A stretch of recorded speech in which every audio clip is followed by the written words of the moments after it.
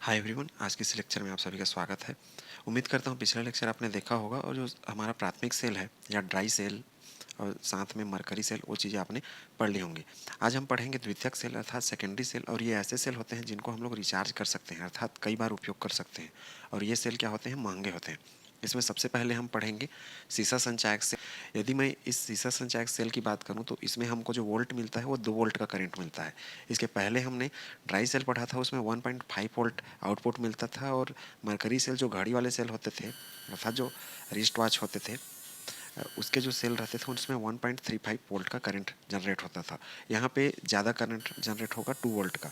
ये जो सेल होते हैं इसके आप रियल पिक्चर अपनी स्क्रीन पर देख सकते हैं। ये तो इसके अंदर जो स्ट्रक्चर होते हैं वो वाले पिक्चर हैं।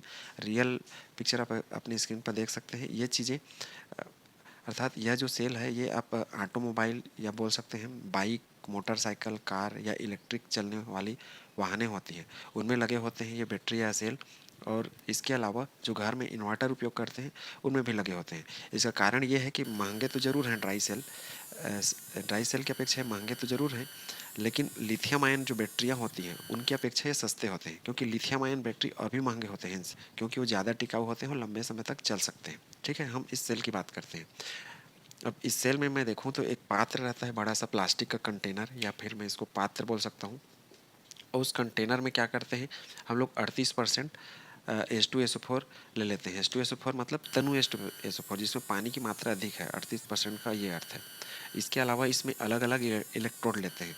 अब यदि हम सिर्फ 2 इलेक्ट्रोड लें, 2 इलेक्ट्रोड मतलब इस तरीके से, ये जो ब्लैंक वाला और ये ऐसे जो लाइन वाला है, क्रॉस वाले हैं वो, तो ये एक सेट बनेगा। अर्थात ये एक इलेक्ट्रोड और साथ में जो अगला इलेक्ट्रोड है, इनको यदि हम ये इलेक्ट्रोड और इस इलेक्ट्रोड को यदि हम मिलाएं और इससे करंट उत्पन्न करें तो उसका जो करंट है वो 2 वोल्ट होता है। अर्थात इसमें देखिए कितना, 2 4 2 6, अर्थात इससे 3 सेट बन सकते हैं। तो इस वाले में जो मैं चित्र बनाया हूँ इसमें चूंकि एक कितना बना रहा है, 2 वोल्ट बना रहा है। चूंकि हमारे पास कितने सेट बन गए अर्थात कितने जोड़े बन गए, एनोड कैथोड के 2 जोड़े बन गए, तो इस तरीके से इसमें 6 वोल्ट का करंट जनरेट होगा। तो उम्मीद है चीज़ें आपने समझ ली होंगी। अर्थात जितना हमको ज़्यादा करंट की आवश्यकता है, ज़्यादा वोल्टेज की आवश्यकता है, उतना ज़्यादा इनके सेट बनाने पड़ेंगे। जैसे घरों में 12 वोल्ट के जो बैटरियाँ होती है उपयोग किए जाते हैं इन्वर्टर के केस में, तो उसमें इनके 6 जोड़े बने रहेंगे। अर्थात टोटल ये 12 राड लगे रहेंगे। ठीक है, ये ऊपर वाला जो हिस्सा होता है वो प्लास्टिक का कंटेनर रहता है, उसमें से बाद में पानी की मात्राएं डाली जाती है। वो क्यों डाले जाते हैं वो हम समझेंगे इसके रिएक्शन के द्वारा। ठीक है, एक तो इसमें एनोड के रूप में हम लोग प्रयोग करते हैं हमेशा लेड के प्लेट को, जिसमें जो देखिए नीले रंग से इसको जोड़ रखा हूँ, निगेटिव चार्ज। अर्थात इसमें क्या होगा, ऑक्सीकरण या ऑक्सीडेशन की प्रक्रिया होगी। और यदि मैं दूसरी की बात करूँ तो लेड डाइऑक्साइड या PbO2 जिसको बोलते हैं, उस प्लेट को हम लोग प्रयोग करेंगे कैथोड के रूप में, जिसपे प्लस चार्ज वाला रहेगा। अर्थात इसमें जब प्रक्रियाएं शुरू होंगी, स्टार्टिंग जब करेंगे तो एनोड के रूप में लेड प्लेट उपयोग होगा और कैथोड के रूप में लेड डाइऑक्साइड। और ये दोनों प्लेट किस में डूबे हुए हैं, 38% H2SO4 के सॉल्यूशन में डूबे हुए हैं। अब इनका रिएक्शन देखते हैं कि वास्तव में रिएक्शन कैसे होता है और करंट कैसे जनरेट होता है। यदि मैं एनोड की बात करूँ, जिसमें क्या होने वाला है, ऑक्सीडेशन या ऑक्सीकरण की अभिक्रिया होने वाली है। तो ऑक्सीकरण जो हमारा लेड प्लेट रहेगा, जो कि किस अवस्था में है, सॉलिड अवस्था में है। ये जो लेड प्लेट रहता है ये टूट टूट के इस लिक्विड में जा जाके गिरने लगता है। अर्थात तो किस में बदल गया, हमारा एक्वस फॉर्म में बदल गया या लिक्विड फॉर्म में बदल गया, इस तरीके से। अर्थात ये जो राड है धीरे धीरे क्या हो जाएंगे, पतले होते जाएंगे। तो इस तरीके के Pb2+ और साथ में तो कितना इलेक्ट्रॉन रिलीज हुआ, 2 इलेक्ट्रॉन। अब यहाँ ऑक्सीकरण की बात करूँ तो इसका ऑक्सीकरण अंक 0 है और इसका ऑक्सीकरण अंक कितना है, +2 है। अर्थात ऑक्सीकरण अंक बढ़ गया, इसलिए यहाँ पे क्या हो रहा है, ऑक्सीडेशन की प्रक्रिया हो रही है, ऑक्सीकरण की प्रक्रिया हो रही है। इसके बाद का यदि रिएक्शन देखूँ तो इसके बाद जो लेड होता है Pb2+, वो क्या करेगा, ये जो हमने सल्फ्यूरिक एसिड लिया है वो भी किसमें, 38%, अर्थात तनु सल्फ्यूरिक अम्ल लिया है, मतलब जिसमें पानी की मात्रा अधिक है। तो ये क्या होता है, जो सल्फ्यूरिक अम्ल रहता है 2H+ और SO4 2- में टूट जाता है। तो इसका जो सल्फेट होता है, इससे यही लेड जो कि किसमें, इसमें एक्वस फॉर्म में चला गया है, टूट करके वो क्या कर लेता है, रिएक्शन कर लेता है इस तरीके से। तो ये क्या बना लेगा, लेड सल्फेट। ये इस लेड सल्फेट होता है सॉलिड। ये क्या चीज़ होता है, ये आपने देखा होगा जो बैटरियाँ होती हैं पुरानी होने के बाद उसमें हल्का हल्का सफ़ेद सफ़ेद कलर पड़ जाता है, वही है सल्फेट, जिसको सल्फाइटाइज जिसको सल्फाइटेशन बोलते हैं, जिसको आप स्क्रीन पे देख भी सकते हैं कि जो बैटरियाँ होती हैं पुरानी होने के बाद उनका जहाँ पे चार्जिंग वाला पॉइंट होता है या फिर बाहर का एरिया जहाँ पे थोड़ा बहुत लीकेज होता है, वो जगह भूरे भूरे या सफ़ेद कलर के हो जाते हैं। तो यही चीज़ है सॉलिड चीज़, लेड सल्फेट। ये क्या करता है, जब लेड सल्फेट ज़्यादा बनता है तो बैटरी की आयु खत्म हो जाती है, अर्थात एक प्रकार से बैटरी धीरे धीरे डेड करने लगता है, ख़त्म होने लगता है। ठीक है, तो ये वही चीज़ है। अब यदि मैं कैथोड की बात करूं तो कैथोड में क्या होता है, रिडक्शन की प्रक्रिया होती है, अर्थात अपचयन की प्रक्रिया होती है। अपचयन की, जैसे एनोड में ऑक्सीकरण की प्रक्रिया, ऑक्सीडेशन की प्रक्रिया होती थी, वैसे ही कैथोड में क्या होगा, रिडक्शन का प्रक्रिया। कैथोड के रूप में कौन सा काम कर रहा है, जो मेरा लेड डाइऑक्साइड है वो, ये भी प्लेट ही है और अभी सॉलिड स्टेट में है। अब यदि मैं इसके हाइड्रोजन की बात करूँ तो यह हाइड्रोजन यहाँ पे आएगा और साथ में यहाँ पे देखिए हमने कितना इलेक्ट्रॉन निकाल रखा है, 2 इलेक्ट्रॉन निकाल रखा है। ठीक है, तो इसके साथ ये क्रिया करेगा और यहाँ भी इस तरीके से बनेगा, लेड 2+ और साथ में 2H2O, इस तरीके से बनाएगा। 2H2O के लिए देखिए 2 दूनी 4, 4 हमको हाइड्रोजन की आवश्यकता पड़ेगी, तो इसको मैं करूँगा 4H+। इसके अलावा देखिए लेड पे 2+ कैसे चला गया, तो लेड पे 2+ इसलिए चला गया क्योंकि जो लेड है वो अपना इलेक्ट्रॉन इस हाइड्रोजन को दिया होगा। ठीक है, इस कारण लेड पे इलेक्ट्रॉन की क्या हो गई, कमी हो गई। तो उम्मीद करता हूँ ये चीज़ें आपने समझ ली होंगी। अब रिएक्शन की यदि बात करूँ तो रिएक्शन इस तरीके से हम लोगों का कंप्लीट संतुलित है।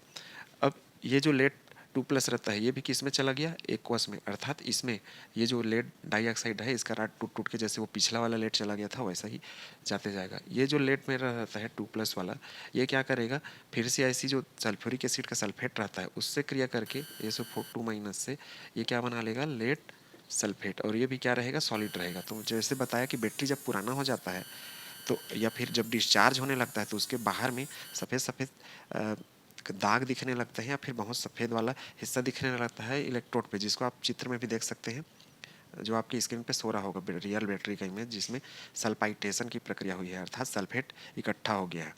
तो इस तरीके से ये रिएक्शन कंप्लीट होगा। यदि मैं दोनों रिएक्शन को मिला दूँ, अर्थात मेरा ये वाला रिएक्शन जो कि किस में हुआ है, एनोड में, और ये जो मेरा रिएक्शन अर्थात ये पहला एनोड वाला और ये दूसरा कैथोड वाला, इनको यदि मैं कंप्लीट करूं तो हमारा ये रिएक्शन कुछ इस तरीके से होगा। लेकिन इसके पहले देखिए ऊपर हम लोगों का एक ही स्टेप रिएक्शन चला हुआ था, इनको यदि हम लोग टोटल करते ऊपर वाले रिएक्शन को, तो टोटल करते तो होता क्या, यहाँ पे देखिए शुरू में हमने लोड जो लेड ले रखा था वो लेड इस लेड के साथ क्या होता, कैंसिल आउट होता। उसी तरीके से यहाँ पे भी हमने 2 स्टेप का रिएक्शन करा रखा है। कैंसिल आउट क्यों होता, क्योंकि जब इसको टोटल करते तो ये वाला इधर आता है और इसको हम लोग इधर पक्षांतर करते तो माइनस आ जाता है इस पर निशान, इसलिए वो कट गया एक दूसरे से। इसी तरीके से नीचे यदि देखूं तो हमने यहाँ भी लेड प्लस लिया और यहाँ भी लेड, तो ये भी क्या हो जाएंगे, एक दूसरे से कैंसिल आउट हो जाएंगे। अब इस रिएक्शन को मैं यदि टोटल करूँ तो देखिए ऊपर में सबसे पहले मेरा क्या है, लेड है। लेड कैसा फॉर्म में था, सॉलिड फॉर्म में थे। अब साथ में इसके साथ क्या था, सल्फेट जुड़ा हुआ था, SO4 2-। अब नीचे की यदि मैं बात करूं तो नीचे में क्या है मेरे पास, लेड डाइऑक्साइड PbO2, ये भी किस में था, सॉलिड फॉर्म में। इसके अलावा क्या है, H+ है, 4H+, और साथ में यहाँ भी क्या है, SO4 2-। तो ये इस साइड का रिएक्शन। और यहाँ पे इलेक्ट्रॉन इलेक्ट्रॉन की बात करूँ तो इस साइड पे इस इलेक्ट्रॉन को ले सकते हैं ऐसा, 2 इलेक्ट्रॉन। और इधर में यदि देखूं इस वाला पोर्शन, ये तो एरो के पीछे वाला हिस्सा हो गया अर्थात रिएक्टेंट वाला हिस्सा। ये यदि प्रोडक्ट का हिस्सा देखूं तो इधर जाऊंगा तो ये देखिए मेरे पास क्या मिला है, लेड सल्फेट, और इधर भी क्या है, लेड सल्फेट। कितना टाइम है लेड सल्फेट, 1 और 1 2, तो मैं लिखूंगा 2 टाइम्स PbSO4, किस में, सॉलिड फॉर्म में। इसके अलावा देखिए 2 टाइम्स क्या है, H2O है, ये 2 टाइम्स, और यहाँ पे एक 2 इलेक्ट्रॉन बचा था, वही 2 इलेक्ट्रॉन। ठीक, तो उम्मीद है रिएक्शन आपने समझ लिया होगा ये कैसे हो रहा है। अब इसमें यदि देखो ये सल्फेट और इसको हाइड्रोजन और सल्फेट को जोड़ूं तो ये मेरा रिएक्शन कुछ ऐसा दिखने लगेगा, लेड सॉलिड फॉर्म में प्लस PbO2, ये भी किस में था, सॉलिड फॉर्म में था, प्लस देखिए एक SO4, और यहाँ से मान लो 2 हाइड्रोजन इसके साथ चला जाए तो क्या हो जाएगा, H2SO4। उसी प्रकार से 2 हाइड्रोजन इसके साथ चला जाए तो H2SO4, कितना टाइम बन जाएगा, ये बन जाएगा 2 टाइम्स, 2 टाइम्स H2SO4, मतलब आपस में ये सब जुड़ जाएं, ये चीज़ें 4H+ और SO4 2- और SO4 2-। 4H+ को मैं ऐसा लिख सकता हूँ ना, 2H+ और 2H+, तो यही चीज़ बन गया सेम H2SO4। ठीक है, तो ऐसा ही ऐसा हो जाएगा, ये इलेक्ट्रॉन इस इलेक्ट्रॉन से क्या हो जाएगा, कैंसिल, क्योंकि पक्षांतर करेंगे तो इधर वाला जो प्लस में है ये वाला इलेक्ट्रॉन वो क्या हो जाएगा, इधर आके माइनस में बन जाएगा। अब इस रिएक्शन को आगे बढ़ाऊँ तो मेरे पास मिल गया 2 PbSO4, ये किस फॉर्म में है, सॉलिड फॉर्म में, जो कि मैं बताया था कि बैटरी जब पुराना होता है तो उसके ऊपर में सफ़ेद कलर के सल्फेट के मटेरियल इकट्ठे हो जाते हैं, वो यही होता है लेड सल्फेट, जो कि बैटरी को क्या कर देता है, डेड कर देता है, ख़राब कर देता है। तो ये हमारा हो गया कंप्लीट रिएक्शन। अब इस रिएक्शन में देखिए, जब ये ऐसा प्रक्रिया चला रहेगा तो इसको बोला जाता है डिस्चार्जिंग। डिस्चार्जिंग डिस्चार्जिंग मतलब सेल हमारा या बैटरी हमारा क्या है, धीरे धीरे उसका चार्ज उतर रहा है क्योंकि हम बिजली का उपयोग कर रहे हैं। तो धीरे धीरे क्या होगा, उसका वोल्टेज डाउन होते जाएगा, क्योंकि रिएक्शन इधर रिएक्टेंट से वो क्या बन गया, प्रोडक्ट बन गया। ये हो गया हमारा वन वे वाला रिएक्शन। लेकिन हमने क्या पढ़ा है, जो हमारा द्वितीयक सेल रहता है वो दोनों साइड चलता है, अर्थात उत्क्रमणीय या रिवर्सिबल टाइप का। तो ये तो हो गया डिस्चार्जिंग। डिस्चार्जिंग में ये लेड सल्फेट बनेगा। अब क्या करेंगे, इस चीज़ को चार्जिंग करने के लिए इस रिएक्शन को रिवर्स करेंगे। लेकिन याद रखना, डिस्चार्जिंग के समय हमारा एनोड कैसा था, एनोड हमारा था माइनस वाला, और कैथोड कैसा था, कैथोड था हमारा प्लस वाला। जैसे कि नॉर्मल विद्युत रासायनिक सेल में चलता है, वैसे ही इस रिएक्शन में जो लिख रखा हूँ ये पूरे डिस्चार्जिंग वाले रिएक्शन है। अब जब हमारा जो बैटरी है उसका चार्जिंग उतर जाएगा और उसको हम लोग फिर से चार्ज करेंगे, तो इस रिएक्शन को रिवर्स करना पड़ेगा। इसको कहा जाएगा चार्जिंग। चार्जिंग। और ऊपर वाला क्या है, डिस्चार्जिंग। डिस्चार्जिंग। अब चार्जिंग के समय हमारा क्या होगा, जो एनोड रहेगा, ये एनोड रहेगा हमारा प्लस नेचर का, और कैथोड कैसा हो जाएगा, कैथोड हो जाएगा हमारा माइनस नेचर का। क्यों ऐसा, क्योंकि हम लोग अब अभिक्रिया को रिवर्स करा रहे हैं। तो डिस्चार्जिंग के समय तो ये विद्युत रासायनिक सेल अर्थात इलेक्ट्रोकेमिकल सेल की तरह काम करेगा, लेकिन चार्जिंग के समय ये क्या करेगा, इलेक्ट्रोलिटिक सेल अर्थात विद्युत अपघटनी सेल की तरह व्यवहार करने लगा। क्योंकि विद्युत अपघटनी सेल में क्या होता था, एनोड प्लस और कैथोड माइनस वाला।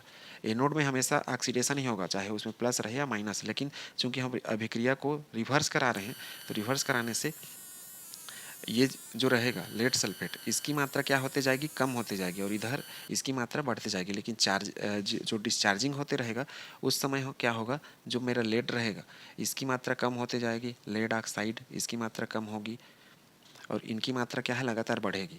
और यदि चार्जिंग करेंगे तो इनकी मात्रा, जो लेड सल्फेट है, अर्थात रिवर्स यदि चलाऊँ नीचे से, तो जो लेड सल्फेट रहेगा, लेड सल्फेट की मात्रा क्या होने वाली है, हमारी कम होने वाली है। और उसी टाइम पे इधर जो लेड है इसकी मात्रा क्या होने वाली है, बढ़ने वाली है, अर्थात लेड और लेड डाइऑक्साइड का। इस तरीके से नीचे वाले में और ऊपर वाले केस में बताया था कि लेड क्या होगा, कम होगा, और लेड डाइऑक्साइड भी कम होते जाएगा। लेकिन जब रिएक्शन रिवर्स हो जाएगा, तो रिवर्स होने के समय लेड जो सल्फेट है वो कम होगा, और डिस्चार्जिंग के समय लेड सल्फेट मेरा क्या होने लगेगा, बढ़ने लगेगा। तो उम्मीद है चीज़ें आपने समझ ली होंगी। अब यहाँ पे वो वाटर का क्या काम है, आपने देखा होगा कि ये जो हमारे बैटरी होते हैं, इसका जब चार्जिंग कम होने लगता है तो उसमें बीच में पानी डालने के लिए जगह दिए रहते हैं। इस ऊपर में छोटा छोटा छेद बना रहता है, तो उसमें पानी इसलिए डालते हैं ताकि ये जो रिएक्शन है वो रिवर्स हो जाए, जो लेड सल्फेट है वो टूटने लगे वापस, और इस तरीके से वो बनने लगे। क्योंकि यदि हम पानी नहीं डालेंगे तो पानी नहीं डालने से सल्फेट इकट्ठा हो जाएगा और वो सफ़ेद कलर का हो जाएगा, जिससे आपका जो बैटरी है वो टिकाऊ नहीं रहेगा, टिकेगा नहीं, वो समाप्त हो जाएगा। तो उम्मीद है चीज़ें आपने समझ ली होंगी। इसको नोट करिए, फिर हम लोग ईंधन सेल या जिसको फ्यूल सेल कहते हैं उसके बारे में पढ़ते हैं। अब देखते हैं ईंधन सेल या फ्यूल सेल क्या होता है। ये भी सेकेंडरी टाइप का सेल होता है, लेकिन ये स्पेशल होता है। ईंधन सेल या फ्यूल सेल, जैसे कि इसके नाम से पता चल रहा होगा, इसमें ईंधन का प्रयोग करेंगे। ईंधन तो दूसरी चीज़ों में भी करते थे, लेकिन इसका ईंधन स्पेशल होता है।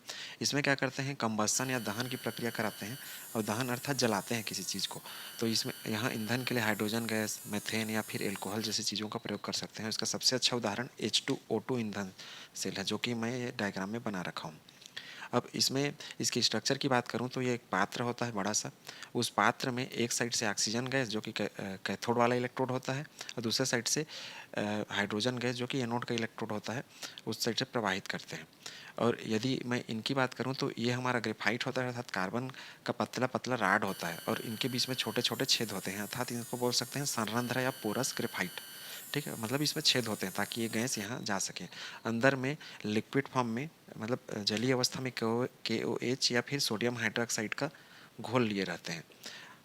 तो इस तरीके से रिएक्शन कंप्लीट होता है। जब रिएक्शन कंप्लीट होता है अर्थात हाइड्रोजन और ऑक्सीजन गैस को जब जला देते हैं किसकी उपस्थिति में, क्षार की उपस्थिति में, और ये इलेक्ट्रोड जो हमारा संरंध्र ग्रेफाइट है अर्थात जो छेद वाले छोटे छोटे ग्रेफाइट हैं इसमें से, तो यहाँ पे जो जल है वो इस साइड से बाहर निकलता है। अब इसके यदि रिएक्शन की बात करूँ तो देखिए कंबस्सन जो रिएक्शन होता है अर्थात मैं मान लो हाइड्रोजन को ऑक्सीजन गैस की उपस्थिति में जलाऊं अर्थात हाफ O2 जो गैस है उसके साथ यदि जलाऊं तो जलाने से क्या होगा, तेज अभिक्रिया होगा, उससे जल बनेगा, जल के साथ ऊर्जा उत्पन्न होगा और ये चीज़ें आसानी से नहीं हो पाती हैं, ये मुश्किल है जितना भले ही इसमें देखने को लग रहा है लेकिन इससे जल बन पाते हैं। अब इनके अभिक्रिया की बात करूँ, ये तो हमारा एक क्या था, दहन की प्रक्रिया अर्थात जलाएंगे तो इस तरीके से जल बनेगा। यदि मैं एनोड पर अभिक्रिया की बात करूँ, एनोड अर्थात कौन सा, माइनस वाला, जिसमें हमारी ऑक्सीकरण होने वाली है या ऑक्सीडेशन की प्रक्रिया होने वाली है। किसका ऑक्सीडेशन होगा, हाइड्रोजन का। तो जो हाइड्रोजन मेरा रहता है हाइड्रोजन गैस, वह इसमें जो जली KOH रहता है उसके OH से क्रिया कर लेता है और क्रिया करके H2O बना लेता है इस तरीके से, और साथ में 2 इलेक्ट्रॉन बाहर निकलते हैं। अब रिएक्शन को बैलेंस कर लो, देखो ये 2 हाइड्रोजन, यहाँ भी 2 हाइड्रोजन और यहाँ एक, तो टोटल 3 हो गया। तो इसको बैलेंस करने के लिए क्या करते हैं, यहाँ 2 और हाइड्रोजन लगा लेते हैं, तो ये हो जाएगा 2OH माइनस, तो 2 2 हो गया 4, और इसको करने के लिए 2 2 4। तो जो H2 है अर्थात टोटल 4 हाइड्रोजन, इसमें से 2, चूँकि OH जो 2OH है उसमें 2 निगेटिव चार्ज है, तो वो निगेटिव चार्ज हमारा यहाँ निकल गया, और ये OH अर्थात 2 बार का OH किसके साथ, इस हाइड्रोजन के साथ क्रिया करके ऐसा हो गया, एक हाइड्रोजन एक OH से जुड़ा, दूसरा हाइड्रोजन फिर दूसरा OH से, तो इस तरीके से जल का अणु मिल गया। तो इस तरीके से रिएक्शन कंप्लीट होते हैं। यदि ये तो हमारा हो गया एनोड पर अभिक्रिया, और यदि मैं यहाँ पे कैथोड की बात करूँ, कैथोड अर्थात जहाँ पे रिडक्शन या अपचयन की प्रक्रिया होनी है, तो रिडक्शन पर रिएक्शन की यदि बात करें तो हमने वहाँ पे रिडक्शन अर्थात कैथोड पर क्या लिखा है, ऑक्सीजन, तो ऑक्सीजन O2 प्लस जो यहाँ पर जल बना हुआ है उस जल के साथ और 2 इलेक्ट्रॉन इसके साथ, इलेक्ट्रॉन क्या है, अपचयन की प्रक्रिया में इलेक्ट्रॉन ग्रहण किए जाते हैं, इस कारण यहाँ पे इलेक्ट्रॉन हम लोग यहाँ का जो इलेक्ट्रॉन है उसको इस जगह पे इंक्लूड कर रहे हैं। तो इससे अभिक्रिया करके ये बना लेगा 2OH माइनस। 2OH कैसे बन गया, ये हो गया हमारा जल, इस रिएक्शन में जो बना था वो वाला जल, और साथ में ये इलेक्ट्रॉन, यहाँ पे 2 नहीं लिए हैं, यहाँ पे 2 है, ठीक है। तो इस तरीके से हमारा कैथोड पर रिएक्शन होगा। एनोड पर क्या होगा, हाइड्रोजन गैस जाएगा, हाइड्रोजन गैस से वाटर बनेगा और इलेक्ट्रॉन मुक्त होगा। और हाइड्रोजन गैस किससे क्रिया करेगा, OH से। किसके OH से, इसमें जो OH है पोटेशियम हाइड्रोक्साइड या फिर सोडियम हाइड्रोक्साइड के OH से। इसी प्रकार कैथोड पर यदि बात करूँ तो कैथोड पर हमने ऑक्सीजन गैस को भेजा है किसमें, इस इलेक्ट्रोड को पर, कौन सा, पोरस इलेक्ट्रोड है ग्रेफाइट का अर्थात छेद वाले इलेक्ट्रोड है ग्रेफाइट का उसमें, और जल से और साथ में ये जो इलेक्ट्रॉन है वो इसके द्वारा ग्रहण किया जाएगा, उससे ये क्या बन गया, 2H अर्थात हाइड्रोक्सिल माइनस आयन। यदि मैं इस रिएक्शन को बैलेंस करूँ तो देखो ये इलेक्ट्रॉन तो इस इलेक्ट्रॉन के साथ कैंसिल हो जाएगा, 2OH एक दूसरे से कैंसिल हो जाएंगे। कैसे होंगे, ये इधर आएगा तो ऐसे ही लिखूंगा मैं हूबहू, और ये उधर जब पक्षांतर करके चला जाएगा तो ये माइनस का निशान आ जाएगा इसमें, इस कारण वो कैंसिल आउट हो जाएंगे। तो कुल रिएक्शन यदि देखूँ तो हमारे पास आ जाएगा H2 प्लस हाफ O2, और इधर देखो प्लस H2O, और इधर क्या है 2H2O। इस 2H2O की ओर इसको यदि मैं भेजूँ तो ये माइनस का निशान आ जाएगा इस पर, तो ये क्या हो जाएगा H2 प्लस हाफ O2, और ये एक H2O इससे क्या हो जाएगा, कम हो जाएगा, मतलब 2H प्लस का इधर आने के बाद हो जाएगा माइनस, तो 2H2 से एक H2O क्या हो गया, घट गया। तो इस तरीके से ऐसा आएगा, साथ में हमको मिलेगा इसमें ढेर सारा ऊर्जा। तो उम्मीद है चीज़ें आपने समझ ली होंगी। ये हमारा मुख्य रिएक्शन है। यहाँ पर क्या हो रहा है, यहाँ पर जो हाइड्रोजन है इसका ऑक्सीकरण हो रहा है, और ये नीचे वाले में जो ऑक्सीजन है इसका अपचयन हो रहा है। इनके ऑक्सीकरण अंक से भी आप पता कर सकते हैं कि किसका ऑक्सीकरण हुआ और किसका अपचयन हुआ। ऑक्सीकरण अंक जब बढ़ेगा तो इसका अर्थ है कि उसका क्या हो रहा है, ऑक्सीकरण, और ऑक्सीकरण अंक जब कम होगा तो उसका अर्थ क्या है कि उसका अपचयन हो रहा है, ठीक है। अब इसकी मैं बात करूं कि ये इसका उपयोग कहाँ कहाँ किया गया था, और इसके वोल्ट की बात करूं तो जो अभिक्रिया दोनों साइड से बराबर चलेगी, अर्थात ये जितना टूट रहा है इसमें उतना ही वो रिवर्स भी चले, तो उस समय इसका वोल्ट लगभग 1.23 वोल्ट प्राप्त किया जाता है, अर्थात साम्य अवस्था पर इसका वोल्टेज, साम्य अवस्था पर। ये जो हमारा ईंधन है, इसका उपयोग अपोलो जो नासा का मिशन था उसमें उपयोग किया जा गया था वहाँ के वैज्ञानिकों के द्वारा अंतरिक्ष में जाने के लिए। वो लोग क्या किए थे, हाइड्रोजन ऑक्सीजन का कंबसन करा के अंतरिक्ष यान को चलाते थे और उससे जो ये पानी बनता था उस पानी का उपयोग वो लोग पीने के लिए करते थे। इससे फ़ायदा एक और है कि इसमें ऊर्जा कंटिन्यू मिलती रहती है, वो भी अधिक मात्रा में। दूसरे जो सेल होते हैं उनकी लगभग जो इफिशियंसी है अर्थात दक्षता है वो लगभग 70 से 80% होती है, लेकिन इसकी दक्षता जो है वो 100% है। अर्थात जितना हम लोग ईंधन ले रहे हैं वो सारे ईंधन इसमें खपत कर लिए जाते हैं। तो अ, इसका ये फ़ायदा है। इसके अलावा ये पर्यावरण का प्रदूषण नहीं करता, लेकिन दूसरे जो सेल हैं जैसे मरकरी सेल या फिर लेड वाला जो सेल है वो पर्यावरण का वो प्रदूषण करते हैं, क्योंकि उसको डिस्पोज करने का कोई अच्छा विधि बना नहीं हुआ है और उनको जब ऐसे फेंक देते हैं किसी भी जगह तो वातावरण को ख़राब कर देते हैं। तो उम्मीद है ये चीज़ें आपने अच्छे से समझ ली होंगी। अ, आज के लिए बस इतना ही, और ये हमारा चैप्टर ख़त्म हुआ इलेक्ट्रोकेमिस्ट्री का। इसके बाद हम लोग पढ़ेंगे डी ब्लॉक के तत्व। उसमें डी ब्लॉक कौन कौन से गुण दिखाता है उसके बारे में पढ़ेंगे। Thank you.